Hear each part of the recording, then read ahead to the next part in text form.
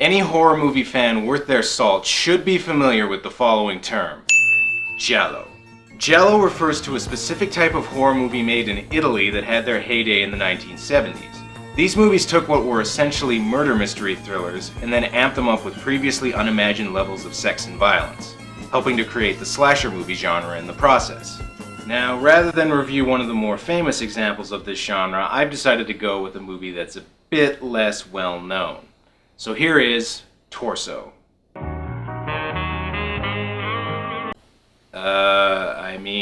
Carnal Violence. Carnal Violence with torso in parentheses. Boy, don't you just love it when the DVD cover and the movie can't agree on what the damn title is? Actually, if you want the full translation of the Italian title, it's The Bodies Show Traces of Carnal Violence. But enough about the title, let's get started. Okay, so the movie literally begins with a pair of boobs? I can tell I'm gonna like this movie. So in true Giallo fashion, the opening credits are over top of a photo shoot involving various naked women. Although I gotta ask, what's with the soft focus? Is Barbara Walters in there somewhere? Anyway, after the opening credits, we cut to a multinational school in Italy where we're introduced to the movie's main characters, which in this case are a bunch of pretty young women. Danny, can I give you a lift home? No, I'll go with Jane. Oh, no action for you, Italian Fred from Scooby-Doo. Well, that's enough character development. We're almost 5 minutes in and nobody's gotten killed yet. Cut to a couple making love in a car underneath a bridge. You know, if this were an American slasher movie, they'd be doing it in the back seat. But since this is Europe, they need to use the whole car. Anyway, right on cue, we get our first POV shot of the killer. The killer shows up and then runs away. That guy was spying on us. Sean wouldn't care if he was. Come back, Sean.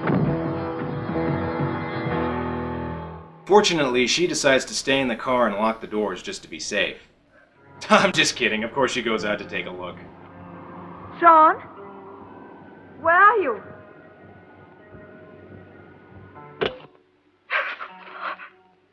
Ah, the old teleporting killer trick, eh?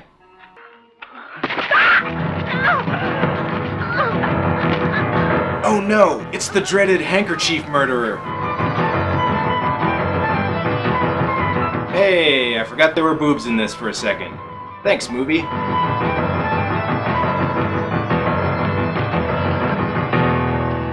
The next day, the group of girls discover that their friend has been murdered, which freaks out exactly one of them.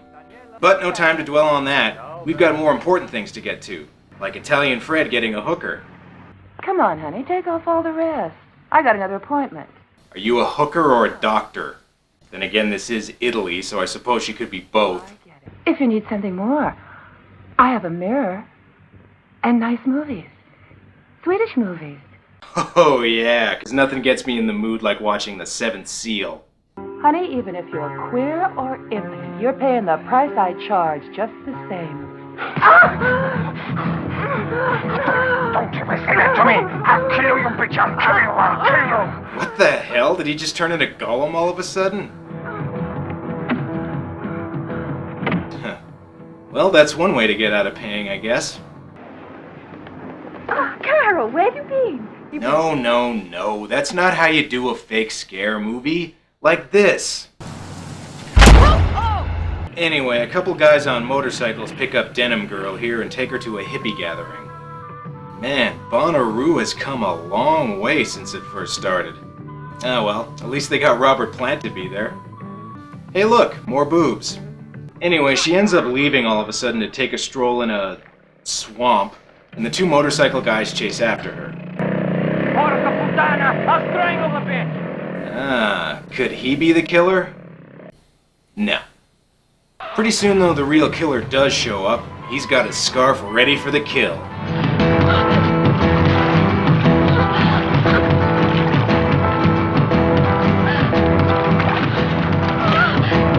Okay, he seems to be incapable of running, so all you have to do is get up and run away.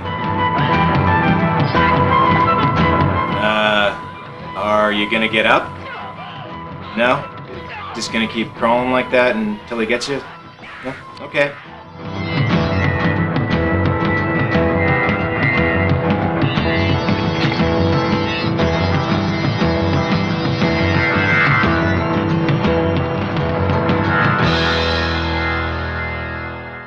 The police find the scarf and tell the students to report anyone they may have seen with one. And yet I'd swear I've seen that scarf on somebody I know. Yeah, on Italian Fred right after the first murder. Jesus, even after her friends have been brutally killed, she still chooses to ignore this guy.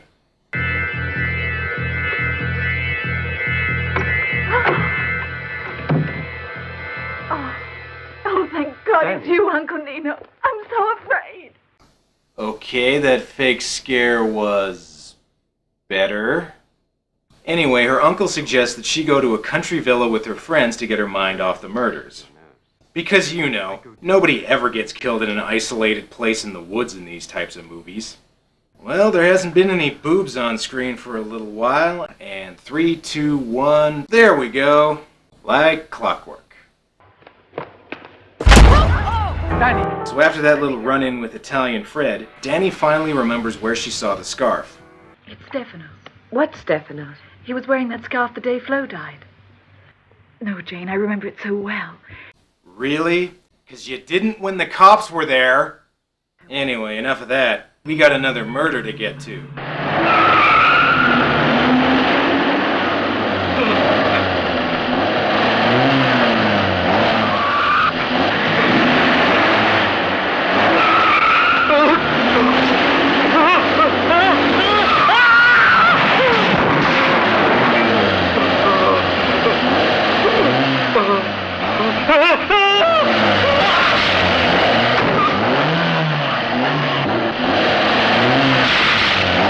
Open and shut case, Johnson. Apparently this guy filled a pervy-looking mannequin full of raspberry jam and then ran over it with his car. After that, one of the girls decides to check out Italian Fred's apartment for clues. Stefano. Ah, first the scarf and now there's a doll in his apartment. All signs point to him being the killer. It's not him, is it? We then see the girls getting ogled by a bunch of pervy guys while on a tractor. Okay. Look at all those knockers. You know, I'm noticing a bit of a gender discrepancy in this movie.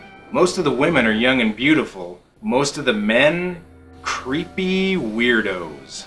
Seriously, we're 40 minutes in, and I think the killer's probably the least creepy guy in the movie.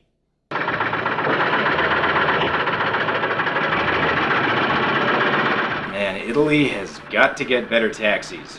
Eventually, though, the girls get to the villa.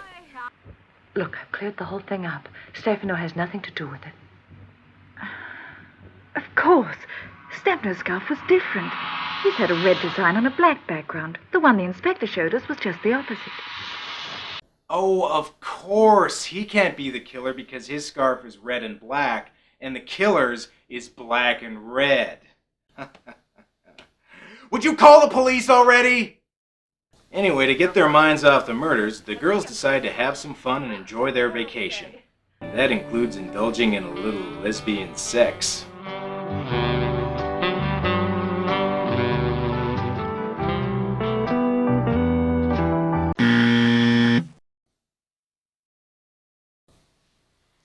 Okay, apparently I can't show that, so, I don't know, I guess cut to something more family-friendly that I can show.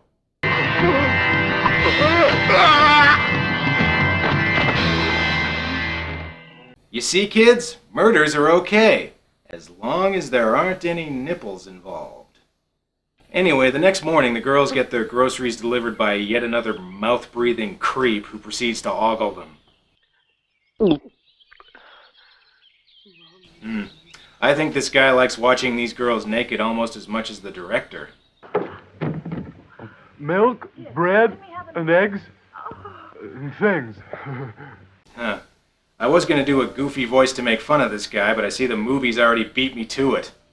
Jane breaks her ankle and they send Milkman Doofy here to go get a doctor. And after Dr. I Can't Believe It's Not Peter Gallagher here checks her out, Danny remembers that she's seen him before and that he even bought a scarf identical to the one the killer used. It's not him.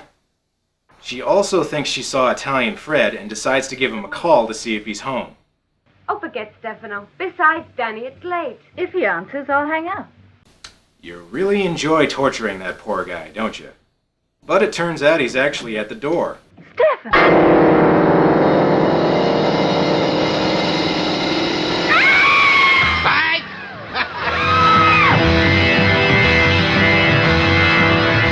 The next morning, Jane wakes up, having apparently slept through her friends screaming, and finds everyone brutally murdered, but somehow still breathing. Suddenly, the killer returns to hack up their bodies with a saw. You know, at this point I gotta ask, what's the reason for this movie's title? He's hacking off their limbs, which are, I guess, attached to their torsos, but that's kind of a stretch. And most of the stuff with the doll has to do with poking its eyes out. So why is this movie called Torso? Oh, right. Of course. Jane tries to signal for help, but apparently Dr. Not Peter Gallagher is the only one concerned about her. No, don't clean up now, the killer's coming back. Eventually the killer finds Jane and is revealed to be... her professor. Her professor, they talked about art earlier in the movie. He wasn't in it very much. Anyway, he decides to tell Jane what drove him to kill, which means we get a flashback. Lisa, if you let me see you without your panties, I'll go and get your doll. Just keep going. So it turns out his brother died trying to get a doll for a girl, so now he hates dolls and girls. Whatever. I've heard of worse origins for slasher movie villains. And there was blood everywhere. Really? Because the flashback says different. Anyway, before he can kill her, Dr. Peter Gallagher comes to the rescue. Hi, Kiva! Well, sort of. You okay? Should I go get him? Yeah? Alright.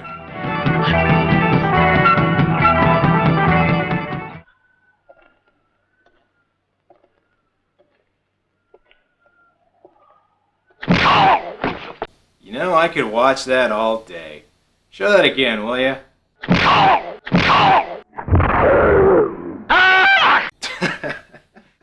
Alright, what the hell, play that again too.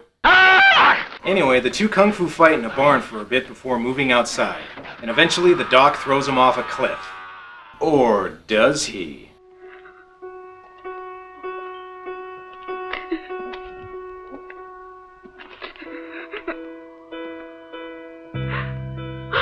Yeah, he does. Psych! Yes indeed. Psych. And that's the end of Torso. A pretty good slice of vintage Italian horror.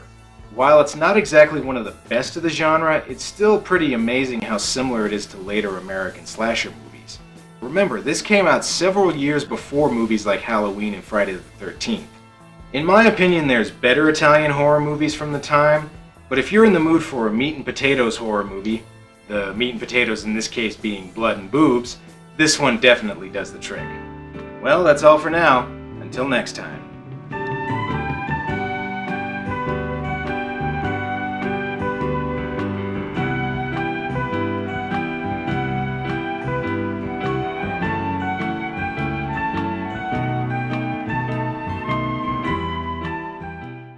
There's 8 legs, 8 titties, and 4 sets of ass.